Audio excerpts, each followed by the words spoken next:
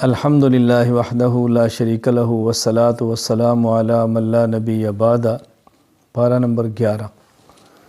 پارہ نمبر 11 کے آغاز میں اللہ تعالیٰ نے ان مخلصین کا بھی ذکر فرمایا جو جہاد میں نہیں جا سکے، ان منافقین کا ذکر بھی فرمایا جو جہاد میں نہیں جا سکے۔ دونوں میں فرق کیا تھا؟ مخلصین کا عذر تھا، بیماری تھی، سامان نہیں تھا، عذر تھا۔ منافقین کا عذر نہیں تھا، ہیلے بہانے تھے، اور وہ ہیلے بہانے تراش کر جہاد میں نہیں گئے اور اس پر بھی اندر سے خوش ہیں، اور مخلصین بیچارے عذر کی وجہ سے نہیں گئے پھر بھی رو رہے ہیں اور پیغمبر پاک صلی اللہ علیہ وسلم سے معذرت کر رہے ہیں، اللہ تعالیٰ سے استغفار فرما رہے ہیں۔ تو دونوں میں فرق کتنا ہے؟ مومن سے گناہ ہو جائے تو مومن تڑپتا ہے، منافق سے گناہ ہو جائے تو منافق اس کو اپنی چلاکی سمجھتا ہے۔ پھر آگے اللہ رب العزت نے دو قسم کی مسجدوں کا ذکر فرمایا جو مدینہ منورہ بنی ہیں۔ ایک تو مسجد قباء ہے جس کے بارے میں ارشاد فرمایا ہے اسس بنیانہ علی تقوی۔ ایک تو یہ مسجد ہے جس کی بنیاد تقوی، پرہیزگاری، دین، خدمت دین ہے، اور ایک مسجد والذین اتخذوا مسجدا ضرارا جو منافقین نے بنائی ہے مسلمانوں کے خلاف سازش کرنے کے لیے۔ تو مسجد تو وہی ہوتی ہے جو اللہ کی عبادت کے لیے ہو، وہ مسجد تھوڑی ہے جو سازش کے لیے ہو۔ اس مسجد ضرار کو پھر گرانے کا حکم بھی دیا گیا ہے۔ تو دونوں قسم کی مسجدوں کا ذکر کیا ہے۔ پھر اسی جگہ پہ اللہ تعالیٰ نے ان لوگوں کا بطور ذکر فرمایا جو طہارت کا بہت زیادہ خیال کرتے ہیں، یعنی فراغت کے بعد اس دور کے حساب سے وہ مٹی بھی استعمال کرتے اور پانی بھی استعمال کرتے۔ آج کے دور میں پانی بھی استعمال ہوتا ہے اور مزید خشک کرنے کے لیے ٹیشو بھی استعمال ہوتا ہے۔ تو ایسے حضرات کی اللہ پاک نے مدح اور تعریف فرمائی۔ پھر اللہ رب العزت نے اس میں بہترین ایمان والوں کو نسخہ دیا ہے متقی بننے کا۔ فرمایا اگر تم متقی بننا چاہتے ہو تو بہترین نسخہ یہ ہے کہ متقین کے ساتھ رہو، اور یہاں متقین کے لفظ صادقین فرمایا ہے، یعنی وہ لوگ جو صادق فتقوی ہیں جن کی خلوت اور جلوت ایک جیسی ہے۔ تو متقی بننے کا سب سے آسان اور بہترین نسخہ متقین کے ساتھ رہنا ہے۔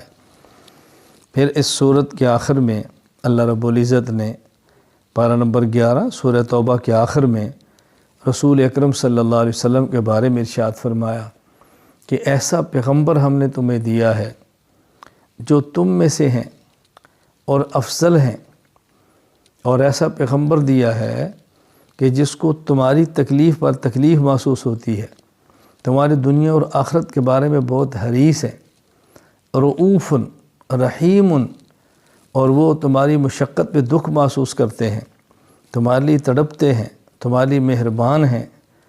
تو ایسے پیغمبر اللہ نے عطا فرمائے ہیں، اور یہ فرمایا کہ جب تمہیں کوئی دکھ ہو تو اللہ پر بھروسہ تمہیں کرنا چاہیے، اور مومن کا مزاج ہونا چاہیے کوئی تکلیف آ جائے تو لا الہ الا هو علیہ توکلت وہو رب العرش العظیم۔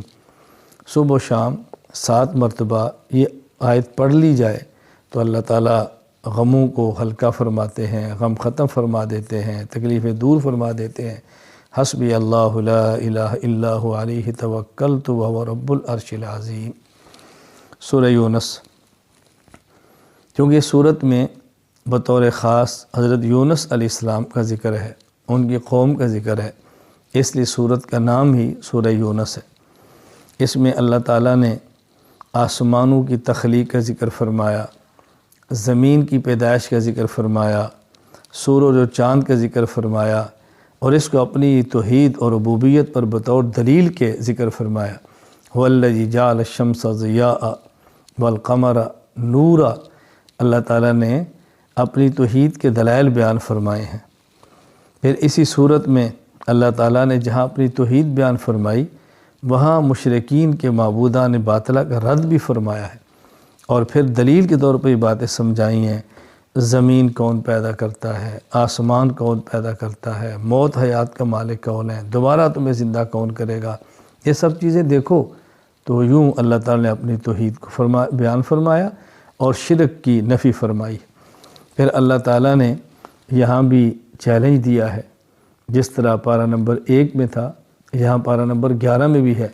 فَأْتُوا بِسُورَةٍ، اللہ فرماتے ہیں اگر تم یہ سمجھتے ہو قرآن کریم ہمارے پیغمبر اپنی طرف سے گھڑ کے لائے ہیں تو کوئی ایک سورت تم بھی لے آؤ۔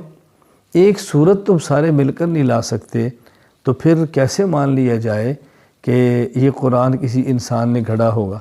اللہ تعالیٰ نے یہ چیلنج دیا ہے۔ پھر کفار کے جو طرف سے تقاضے ہوتے تھے، مطالبے ہوتے تھے، متی ھذا الوعد، قیامت کب آئے گی، لے آؤ قیامت کو، اس قسم کی باتیں کرتے، تو اللہ نے اپنے پیغمبر سے فرمایا آپ بتاؤ ان کو لا املک لنفسی ضرا ولا نفع، میں اپنی ذات کے لیے نفع نقصان کا مالک نہیں ہوں تو کیا قیامت کا مالک ہو سکتا ہوں؟ اپنی ذات کے نفع نقصان کا مجھے اختیار نہیں ہے تو کیا قیامت کا اختیار مجھے ہے؟ مجھ سے تم مطالبے ایسے کرتے ہو جیسے قیامت میں نے برپا کرنی ہے۔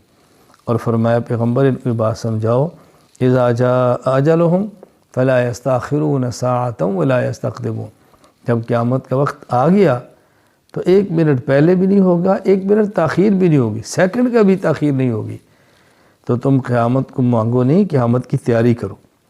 پھر اس بارے میں اللہ تعالیٰ نے اور اس سورہ یونس میں حضرت نوح علیہ السلام کا ذکر فرمایا ہے، حضرت موسیٰ علیہ السلام کا ذکر فرمایا ہے، موسیٰ کے مد مقابل فرعون کو بیان کیا ہے، اور ظالم نے کوشش کی، بدبخت نے مقابلہ کیا، بالآخر ہلاک ہو گیا۔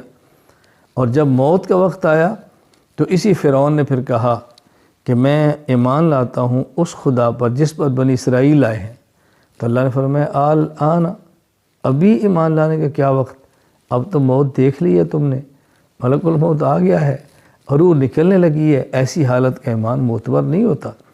فَالْيَوْمَ نُنَجِّيكَ بِبَدَنِكَ، اللہ تعالیٰ نے فرعون کو غرق کیا اور اس کے بدن کو محفوظ کر دیا ہے تاکہ قیامت تک آنے والے لوگ اس سے عبرت حاصل کریں کہ یہ شخص ہے جو بادشاہی اور بادشاہ ہونے کے بعد خدائی کے دعوے کر رہا تھا اور اس کا انجام دیکھو کیا ہوا ہے۔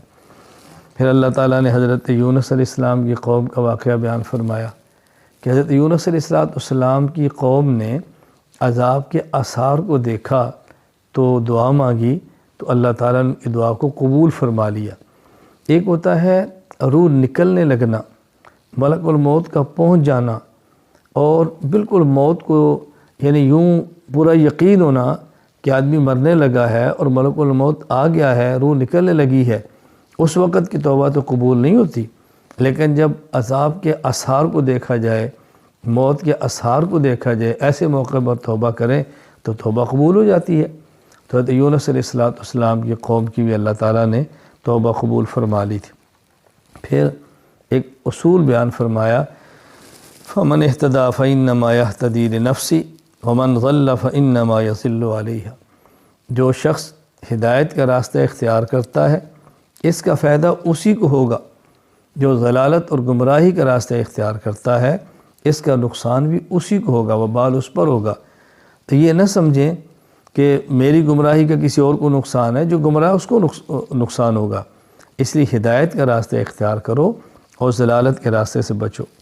آخر میں اللہ تعالیٰ نے اپنے پیغمبر پاک کو اور پیغمبر پاک کے واسطے سے تمام داعی، مبلغین اور دین کا کام کرنے والوں کو بات سمجھائی ہے کہ دیکھو جو وہی پیغمبر پر آئی ہے، نبی کو حکم ہے تم اس کی اتباع کرو اور باقی صبر سے کام لو، فیصلہ تو اللہ نے کرنا ہے۔ یہی بات آج دین کے کام کرنے والوں کو، دین پر چلنے والوں کو مد نظر رکھنی چاہیے۔